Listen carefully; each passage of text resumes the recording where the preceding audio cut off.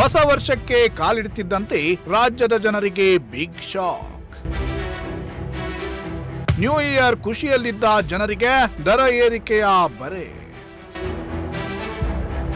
ಶೇಕಡ 15ರಷ್ಟು ಟಿಕೆಟ್ ದರ ಏರಿಕೆಗೆ ಸಚಿವ ಸಂಪುಟ ಅಸ್ತು.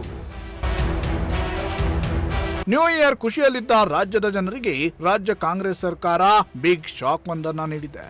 ಹೊಸ ವರ್ಷಕ್ಕೆ ಕಾಲಿಡುತ್ತಿದ್ದಂತೆ ಜನರಿಗೆ ದರ ಏರಿಕೆಯ ಬರೆ ಎಳೆಯುವುದಕ್ಕೆ ರಾಜ್ಯ ಸರ್ಕಾರ ಮುಂದಾಗಿದ್ದು, ಸಾರಿಗೆ ಬಸ್ ದರವನ್ನ ಶೇಕಡ 15ರಷ್ಟು ಏರಿಸಲು ಸಚಿವ ಸಂಪುಟ ಒಪ್ಪಿಗೆ ನೀಡಿದೆ.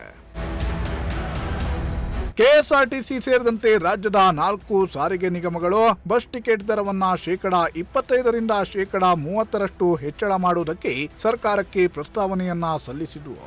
ಶಕ್ತಿ ಯೋಜನೆಯ ಹೊರೆ, ಇಂಧನ ವೆಚ್ಚ, ಬಾಕಿ ವೇತನ, ನಿರ್ವಹಣಾ ವೆಚ್ಚದ ಹಿನ್ನೆಲೆಯಲ್ಲಿ ಟಿಕೆಟ್ ದರವನ್ನ ಹೆಚ್ಚಳ ಮಾಡುವಂತೆ ನಿಗಮಗಳು ಸರ್ಕಾರಕ್ಕೆ ಮನವಿ ಮಾಡಿದ್ವು. ಇವತ್ತು ನಡೆದ ಸಚಿವ ಸಂಪುಟ ಸಭೆಯಲ್ಲಿ ಈ ವಿಚಾರ ಚರ್ಚೆಯಾಗಿದ್ದು, ಬಸ್ ದರವನ್ನ ಶೇಕಡ 15ರಷ್ಟು ಹೆಚ್ಚಿಸಲು ಕ್ಯಾಬಿನೆಟ್ ಒಪ್ಪಿಗೆ ನೀಡಿದೆ. ಕಳೆದ 10 ವರ್ಷದಲ್ಲಿ 2 ಬಾರಿ ಬಸ್ ಟಿಕೆಟ್ ದರವನ್ನ ಹೆಚ್ಚಳ ಮಾಡಲಾಗಿದೆ. 2014ರಲ್ಲಿ ಮತ್ತು 2020ರಲ್ಲಿ ಟಿಕೆಟ್ ದರವನ್ನ ಹೆಚ್ಚಳ ಮಾಡಲಾಗಿತ್ತು. ಕಳೆದ 4 ವರ್ಷಗಳಿಂದ ಈಚೆಗೆ ಟಿಕೆಟ್ ದರವನ್ನ ಹೆಚ್ಚಳ ಮಾಡಿರಲಿಲ್ಲ. ಆದರೆ ಇದೀಗ ಶೇಕಡ 15ರಷ್ಟು ದರ ಏರಿಕೆಗೆ ಸರ್ಕಾರ ಒಪ್ಪಿಗೆ ನೀಡಿದೆ. ಶೇಕಡ 15ರಷ್ಟು ದರ ಹೆಚ್ಚಳದಿಂದ 4 ರಸ್ತೆ ಸಾರಿಗೆ ನಿಗಮಗಳಿಗೆ ದಿನಕ್ಕೆ ಸುಮಾರು 6ರಿಂದ 7 ಕೋಟಿ ರೂಪಾಯಿ ಆದಾಯ ಹೆಚ್ಚಳ ಆಗುವ ನಿರೀಕ್ಷೆ ಇದೆ. ಆ ಮೂಲಕ ವಾರ್ಷಿಕವಾಗಿ 3,000 ಕೋಟಿ ರೂಪಾಯಿಗೂ ಅಧಿಕ ಆದಾಯ ಬರುವ ನಿರೀಕ್ಷೆ ಇದೆ. ಈಗಾಗಲೇ ಸಾರಿಗೆ ನಿಗಮಗಳು ಶಕ್ತಿ ಯೋಜನೆ ಹಿನ್ನೆಲೆಯಲ್ಲಿ ತೀವ್ರ ಆದಾಯದ ಕೊರತೆಯನ್ನ ಎದುರಿಸ್ತಾ ಇವೆ.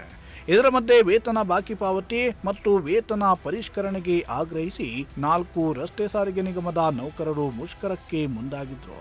ಇದರ ಬೆನ್ನಲ್ಲೇ ರಾಜ್ಯ ಸರ್ಕಾರ ಈ ನಿರ್ಧಾರಕ್ಕೆ ಬಂದಿದೆ. ಒಟ್ಟಿನಲ್ಲಿ ಹೊಸ ವರ್ಷದ ಖುಷಿಯಲ್ಲಿದ್ದ ರಾಜ್ಯದ ಜನರಿಗೆ ಸರ್ಕಾರ ಹೊಸದೊಂದು ಶಾಕ್ ಅನ್ನ ನೀಡಿದ್ದು, ರಾಜ್ಯ ಸರ್ಕಾರದ ಈ ನಿರ್ಧಾರದಿಂದ ಪ್ರಯಾಣಿಕರ ಜೇಬಿಗೆ ಬರೆ ಬೀಳೋದಂತೂ ಪಕ್ಕಾ. Bureau report, Prajashakti TV.